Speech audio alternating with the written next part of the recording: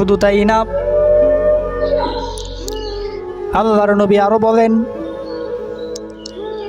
এমন নেতা আসবে যাদের ক্ষমতা আছে, যাদের পাওয়ার আছে, নেতারা শুধুমাত্র তাদের সাথেই সম্পর্ক ভালো রাখবে। আর যাদের ক্ষমতা থাকবে না, যারা গরিব হবে, যারা দুর্বল প্রকৃতির লোক হবে, তাদের প্রতি শুধুমাত্র অন্যায় জুলুম আর অত্যাচার করবে। তাদের কাছ থেকে কিভাবে টাকা হাতিয়ে নেওয়া যায়, তাদের কাছ থেকে কিভাবে জায়গা জমি হাতিয়ে নিয়ে যায়, শুধুমাত্র এই তালেই তারা থাকবে। অথচ একজন নেতার প্রকৃত কাজ কি?